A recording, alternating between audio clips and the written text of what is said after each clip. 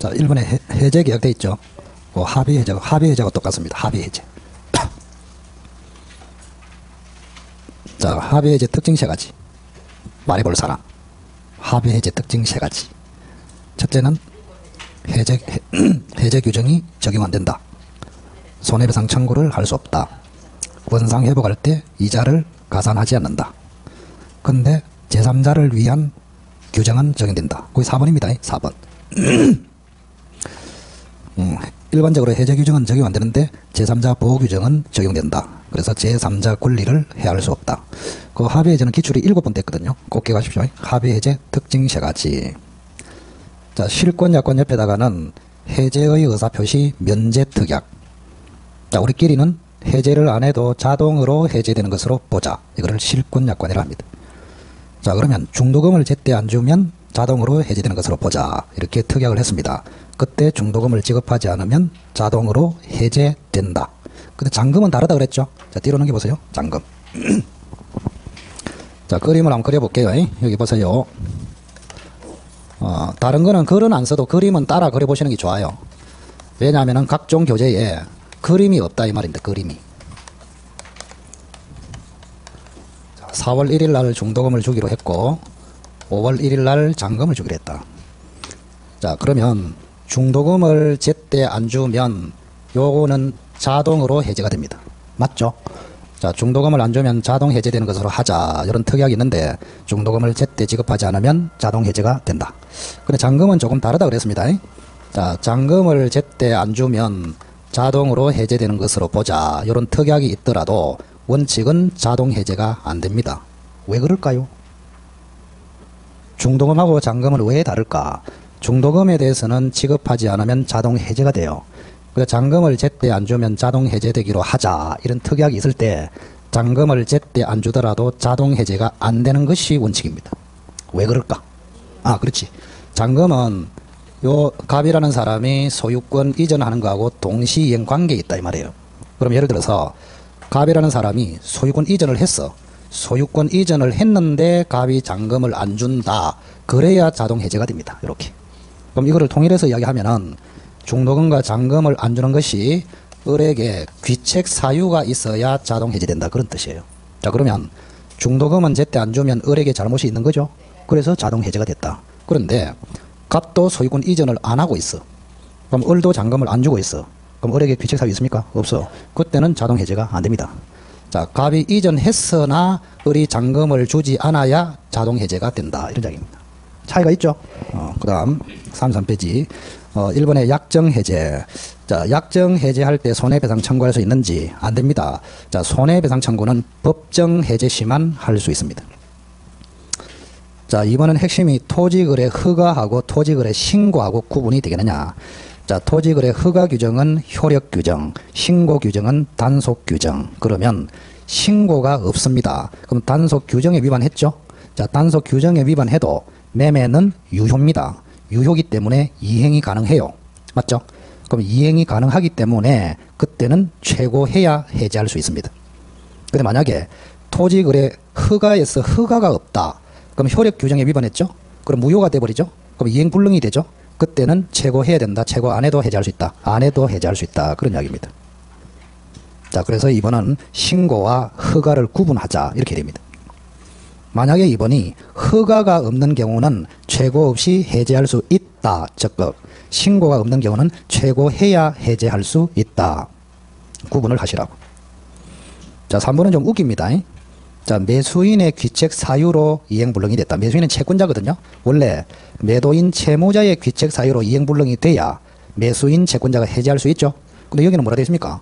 매수인의 귀책 사유로 불능이 됐는데 지 때문에 불능이 됐는데 지가 해제한다. 옆에 써놔라. 일종의 미친놈이다. 이건 절대 안 됩니다. 절대 안 돼요. 자, 4번에 사정 변경으로 해제할 수 있느냐. 옆에 써놓으세요. 자, 사정 변경으로 해지는 과거부터 인정. 근데 사정 변경으로 해제는 2007년도에 처음으로 인정. 전원합의체. 자, 사정 변경 해제 요건은 진하게 써놨는데 그거 외울 필요 없어요. 외울 필요 없고요. 사정 변경으로 해제할 수 있다. 2007년부터. 그거만 기억하고. 이때 사정은 객관적 사정이다. 리얼. 그거만 기억하시라고. 자, 객관적 사정이다. 그거는 사법고시의 기출지문입니다.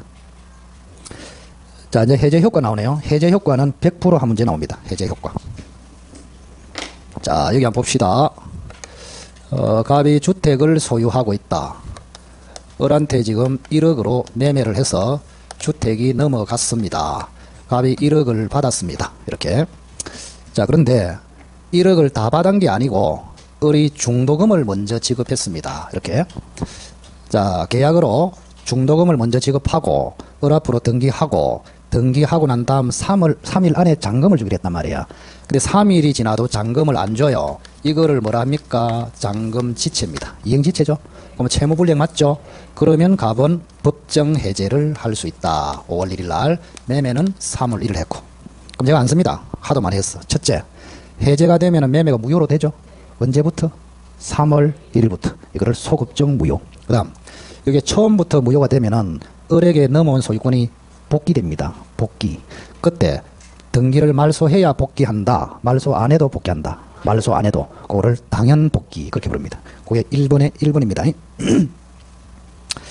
자, 그리고 2번은 필요 없고 3번 보겠습니다.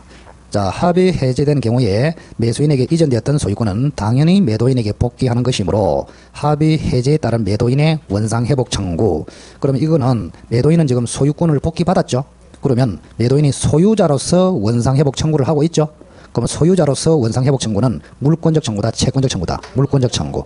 따라서 소멸시효 대상이 되지 않는다. 그렇게. 자, 해제와 제3자가 나왔네요. 자, 여기 한번 보시와요. 자, 제3자한테 지금 넘어갔다. 이런 이야기입니다. 자, 저게 해제가 됐을 때 요 사람이 보호되겠느냐. 요거는 별 10개입니다. 10개. 항상 이야기하지만. 해제 효과 중에서도 1순위입니다. 제3자. 그러면 보호 안 되는 제3자가 있고 보호되는 제3자가 있습니다. 안 되는 사람 7명, 되는 사람 7명. 이렇게. 자, 요거는 복습한다 생각하시고. 자, 제3자에 해당하는 사람은 물권적 지위. 요거는 채권적 지위. 그러면 각종 등기한 자 4명은 끝나버렸어. 벌써. 소유권 등기, 전세 등기, 저당권 등기, 임차권 등기. 됐죠? 그 다음 임차권 등기하고 같은 게 대항력을 가진 임차인. 이렇게.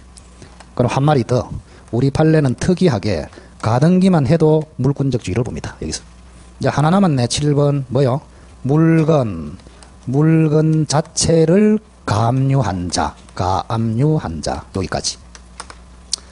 그러면 저게 해제돼도 병이 여기에 해당되면은 보호된다 이 말이죠. 자, 보호가 됩니다.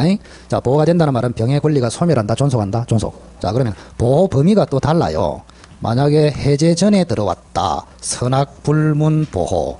해제 후에 들어왔다, 선의의 병만 보호. 들어보셨죠?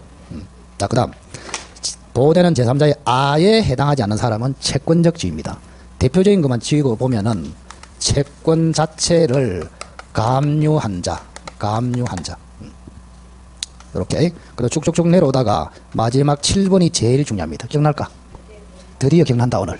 축하한다. 뭐 7번 뭐? 신축 건물. 뭐 신축 건물 끝나본다고 막. 자, 이겁니다. 여기 한번 다시 한번 볼게요. 자, 갑이라는 사람이 토지를 을에게 지금 팔았거든요. 팔았어.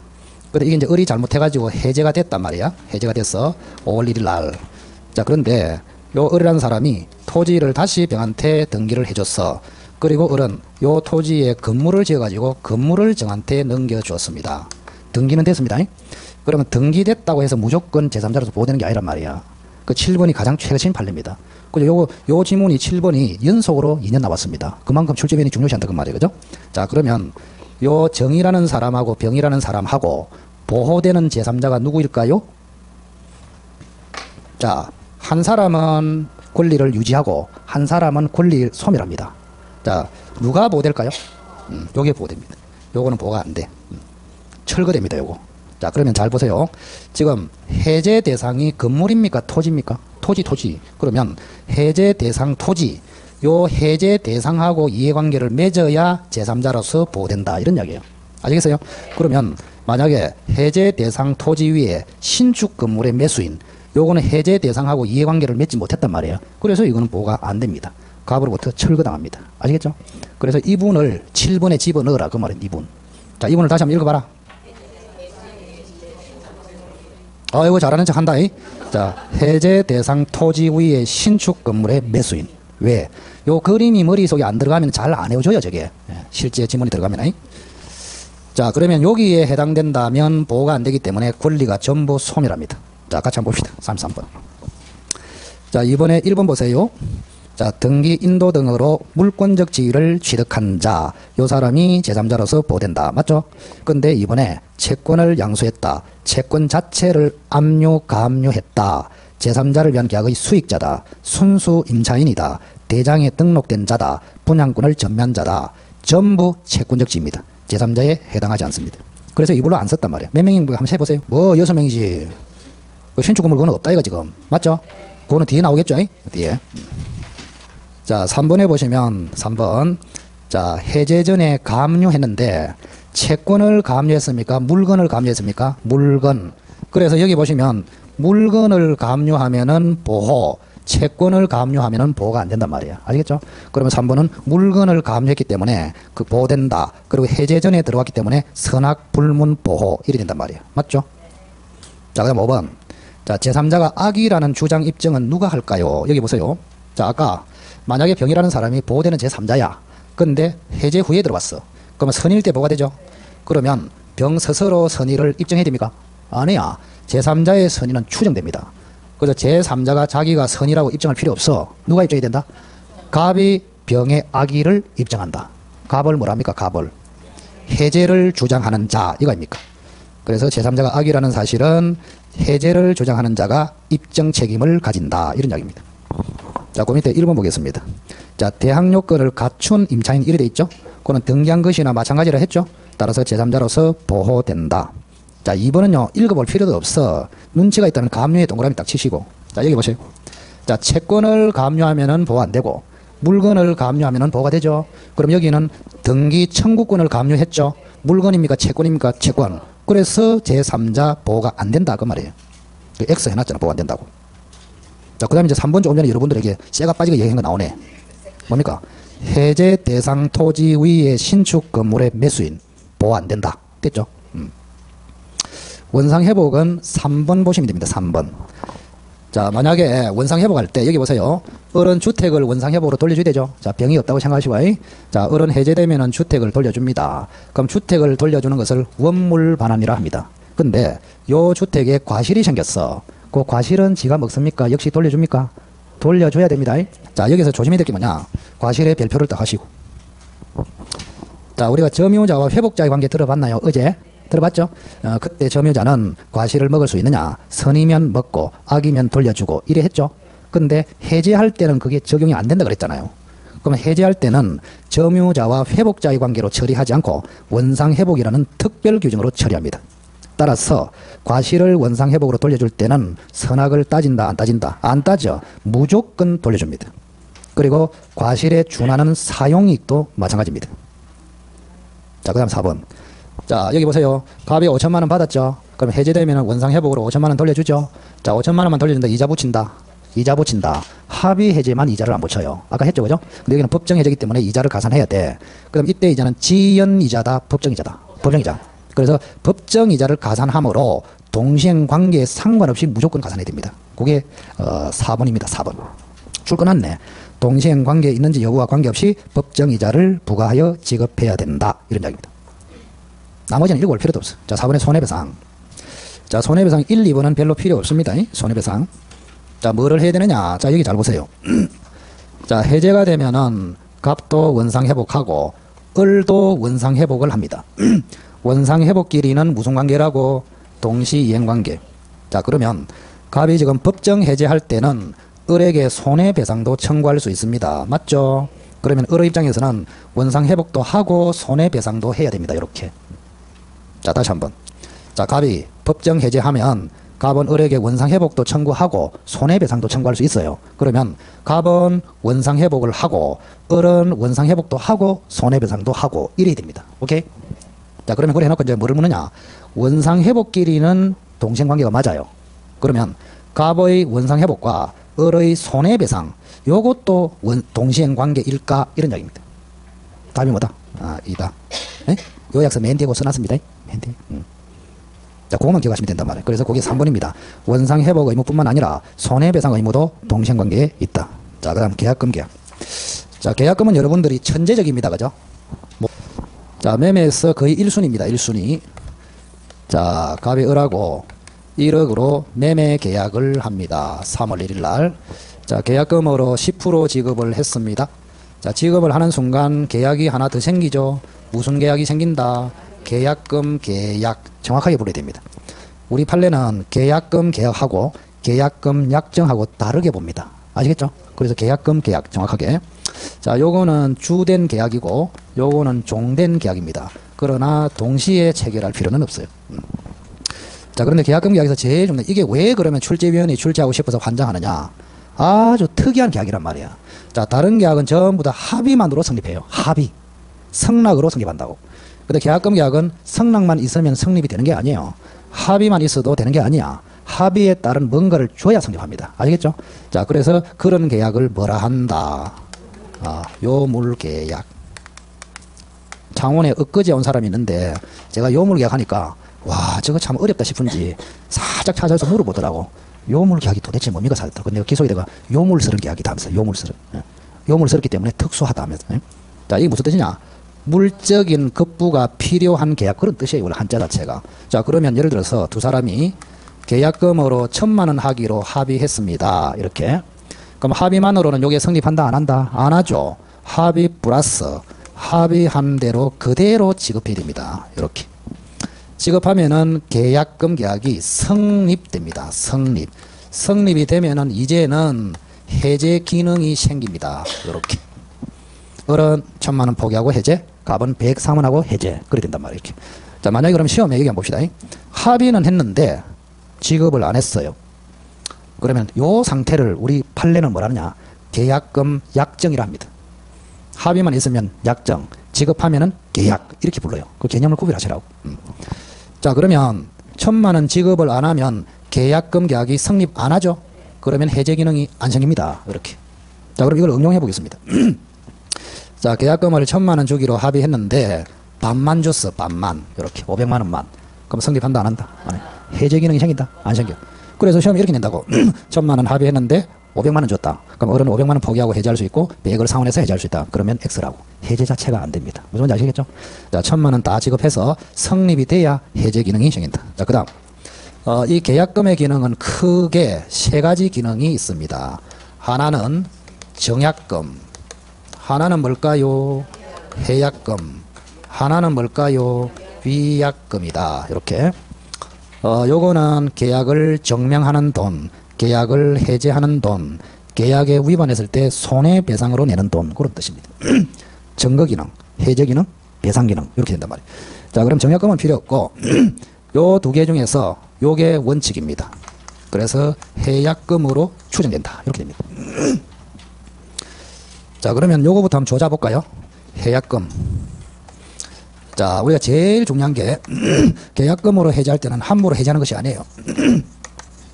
이행 착수가 돼버리면 안 됩니다. 언제? 이행 착수 전에 됩니다. 자, 실제 시험에서는 이행 착수가 됐냐 안 됐냐 요게 키포인트가 됩니다. 자, 이행 착수는 두 가지입니다. 기억하세요. 일부 이행을 했거나 중도금 지급, 그 다음에 이행에 필요한 전제 행위를 했거나. 일부 이행, 전제 행위. 자, 일부 이행은 중도금 지급, 전제 행위는 요 기억나면은 진짜 천재다. 천재. 요 기억 참 잘 안 나는 요약서는 들어있는데 잔금 준비 등기소 동행 촉구. 지독하게 기억 안 납니다. 요거. 우리 자, 일부 이행이 뭐라고? 중도금 지급. 전제 행위가 뭐라고? 잔금 준비해서 등기소 같이 가자 촉구하는 거고. 기억하시기 바랍니다. 자, 그러면 결론이 그럼 계약금으로 해제했을 때 특징이 두 개 나옵니다. 하나는 손해배상 청구가 안 됩니다. 맞죠? 자, 손해배상 청구는 법정 해제할 때만 청구할 수 있습니다. 그래서 합의 해제, 계약금 해제, 약정 해제는 손해배상 청구가 안 됩니다. 두 번째, 원상 회복 의무가 생기지 않습니다. 왜 그럴까요? 이행 착수 전에 해제하죠. 그럼 이행된 게 없잖아요. 원상 회복할 대상이 없습니다. 그래서 기억하시라. 이런 이야기. 자, 같이 한번 봅시다. 34페이지. 자, 3번에 보시면 계약금에 의한 해제 효과는 소급적 무효. 요거는 법정 해제하고 같아요. 소급적 무효. 근데 계약금으로 해지했을 때는 원상 회복 의무가 생긴다 안 생긴다? 안 생긴다. 손해배상 청구할 수 있다 없다? 없다. 그래 놓고 자 오른쪽으로 35페이지. 자 4번 보세요. 4번. 자 계약금 계약의 요건 이래 해놨잖아요. 그죠? 자 거기 보시면 니은에 보시면 주된 계약 이게 매매계약입니다. 자 매매계약과 더불어 계약금 계약을 한 경우에는 임의 해제를 할 수 있다. 그 말이 계약금으로 해제할 수 있다. 그 말이에요. 자 매매계약과 더불어 계약금 계약을 했다. 그럼 계약금 계약이 성립됐다 이 말이죠. 그러면 계약금도 지급했다 이 말이거든요. 그때는 계약금을 가지고 매매를 임의로 해제할 수 있다. 준 자는 포기하고 받은 자는 배액을 상환했어. 자 띄것에 보시면 요물 계약이므로 계약금의 전부를 지급하지 아니했다 이래 돼 있죠. 그러면 계약금을 전부를 지급하지 아니하면은 계약금 계약은 성립한다 불성립이다. 불성립. 해제 기능이 생긴다 안 생긴다? 안 생긴다. 그러면 임의로 매매 계약을 해제할 수는 없다 이런 이야기입니다. 자 리얼은 지금 안 봐도 되는데 그거 조금 어려운데 한번 해볼까? 처음으로 이야기합니다. 리얼은. 자 여기 한번 보세요. 무슨 말인지. 오늘 눈빛 보니까 통할 것 같다 느낌이. 오늘 이제 몇 시에 맞췄는지도 여러분 눈빛에 의해서 결정되고, 제가 이제 깊이 들어갈까 말까 요 고민도 눈빛을 가지고 결정합니다. 그 눈빛이 개선 처리하다 그러면 제가, 요거는 그냥 다음에 봅시다 하면 넘겨버려요. 왜? 어차피 이야기해도 못 알아들을 때 신경질만 나잖아. 그래서 오늘은 이해할 것 같아서 한번 해봅니다. 자, 여기 보세요. 지금 합의는 했는데 지급을 안 했습니다. 요렇게. 뭐를 했다고? 합의했는데 지급을 안 했어요. 그럼 그거를 계약금 약정이라고 판례가 부릅니다. 이렇게. 계약금 계약이 아닙니다. 지급을 해야 계약금 계약, 지급을 안 하면 계약금 약정 이래 불러요. 그럼 이런 경우에 을이 지급하기로 했는데 지급 안 하고 있죠. 그럼 갑은 어떤 조치를 취할 수 있을까? 이렇게 묻습니다. 자, 갑은 어떻게 해야 될까요? 자, 1,000만 원 받기로 합의했는데 을이 1,000만 원 안 줘. 계약금을 안 주고 있어. 갑은 어떻게 해야 됩니까? 첫째는 계약금 지급해라고 해야 되겠죠. 이행 청구를 해가지고 계약금을 독촉할 수 있고, 그 다음 자 계약금을 언제까지 달라고 청구했는데 그래도 계약금을 안 줘요. 그러면 약정을 채무 불이행했죠. 그러면 약정을 해제해버립니다. 요거를 해제한다고. 계약금 합의, 계약금 약정 자체를 해제해버린다고. 해제하고 동시에 손해가 있다면 손해배상을 청구한다. 요걸로 처리합니다. 여기까지. 자 다시 한번. 1,000만 원 주기로 합의했는데 을이 1,000만 원 안 주고 있어. 매도인 갑은 어떤 조치를 취한다? 일단은 계약금을 언제까지 주라. 이행 청구하고 안 주면 약정 자체를 없애버리고 손해배상을 청구한다. 이렇게 합니다. 자 그래서 리얼은 그 말입니다. 계약금을 지급하기로 약정한 경우에 약정대로 계약금을 지급하지 않으면 상대방 매도인은 계약금 이행을 청구하거나 채무불이행을 이유로 약정 자체를 해제할 수 있다. 그렇게. 자, 35쪽 오른쪽으로 이제 보면은 이행착수의 개념이 쭉 나옵니다. 자, 이행착수는 일부 이행을 하거나 전제 행위를 한다. 돼 있죠? 따라서 단순히 이행 준비는 착수가 아니다. 그렇게. 자, 동그라미 2번은 필요 없고요. 자, 3번은 무슨 말이냐? 자, 토지거래 허가구역에서 허가를 신청하고 허가를 받았습니다. 자, 신청의 동그라미, 허가의 동그라미. 또 그 밑에다가 허가를 받기 위해서 소송을 제기했다. 그리고 판결을 받았다. 4개를 쓰시기 바랍니다. 허가 신청. 그 다음에 허가를 받기 위한 소제기, 허가에 가름하는 판결, 그 다음에 실질적인 허가 받았다. 이 4개 모두가 이행착수에 안 들어갑니다. 그래서 신청했다고 해서 허가 받았다고 해서 소제기했다고 해서 판결 받았다고 해서 계약금 해제를 못하는 것이 아니라고. 왜? 이행착수가 아니기 때문에. 그런 이야기입니다. 자 4번에 이행기 전에 4번하고 5번하고 묶으세요. 같은 겁니다. 자 여기 보세요. 을이 중도금을 지급하면은 이행착수가 됐죠. 그러면 갑을 배액을 지급해도 해제를 못하죠. 이행착수가 되면. 자 그런데 이러는 경우가 사회에서 많이 생긴다고. 자 여기에 이제 시가가 1억짜리라서 1억에 팔았어요. 그런데 매매를 하고 난 뒤에 폭등해가지고 3억짜리가 돼버려서 토지가. 우리가 부동산이 훨씬 화랑이 됐을 때는 이런 경우가 굉장히 많습니다. 그럼 누가 억울합니까? 갑이 억울하지. 자기는 1억만 받았는데 좀 있으니까 3억짜리가 됐단 말이에요. 그죠? 그럼 갑은 억울하기 때문에 이걸 빨리 해제하고 싶죠. 그리고 토지 찾아가야 되잖아요. 그럼 을은 해제를 막고 싶죠. 그럼 을이 막으려면은 뭐 해야 됩니까? 중도금을 지급하면 되잖아요. 그러면 갑이 계약금 해제를 못하죠. 그러면 중도금 지급 기일이 4월 5일이란 말이야. 그러면 을이 4월 5일을 지켜야 될까요? 미리 지급해도 될까요? 네. 미리 지급해도 이행착수가 됩니다. 그래서 이 경우에 을이 토지를 뺏기지 않으려면은 중도금 지급 시기가 도래하기 전에 신속하게 지급해도 이행착수가 된다. 그러면 갑으로부터 해제를 막을 수 있다. 그런 얘기. 그러면 이제 질문을 또 이렇게 합니다. 어떤 사람이, 공부 좀 하는 척 하는 사람이. 자, 을이요. 미리 중도금을 중도금 지급시기 전에 주는데 갑이 안 받으면 어쩝니까? 안 받으면 뭡니까? 법원에 공탁하면 됩니다. 뭐 한다고? 법원에 공탁. 그렇게. 자, 근데 거꾸로 한번 봅시다. 자, 갑이 배액을 상환해서 계약 해제를 할 수 있죠. 그럼 배액을 상환했는데 을이 수령을 거절해요. 그럼 갑은 배액을 법원에 공탁해야 해제할 수 있을까요? 아니요. 공탁 안 해도 해제할 수 있습니다. 아시겠죠? 그래서 갑이라는 사람이 2천만 원 돌려주고 해제를 하려고 하는데 을이 수령을 거부해. 그러면 을이 수령을 거부한다고 해서 법원에 공탁해야 되느냐? 안 해도 된다고. 왜? 두 배를 상환한다는 말은 직접 지급해야 된다가 아니고 준비를 해놔야 된다. 그런 뜻이에요. 맞죠? 만약에 직접 지급해야 된다면 해제하기 굉장히 힘들잖아요. 자, 갑은 해제를 하고 싶어서 2천만 원 들고 갑니다. 을아 서라 하면서. 자, 을이 해제 당하기 싫어서 도망가. 을이 달리기가 더 빨라. 그럼 해제 어떻게 하랍니까? 그래서 실제로 지급하고 실제로 공탁하고 이런 뜻이 아니고 준비하고 이런 뜻입니다. 자, 그래서 배액을 제공했는데 을이 수령을 거절할 때는 공탁해야 해제할 수 있다. X. 공탁 안 해도 해제할 수 있다. 이렇게 갑니다. 자, 그게 뒤에 나옵니다. 뒤에. 자, 1번은 참고하시면 되고 2번의 끝에 보면은 이행 제공, 즉 2천만 원 이행 제공 줄 끊었죠. 거기다가 준비 이렇게 써놓은 준비. 자, 준비만 있으면 족하고 상대방이 수령하지 아니한다 하여 공탁할 필요는 없다. 그렇게 됐습니다.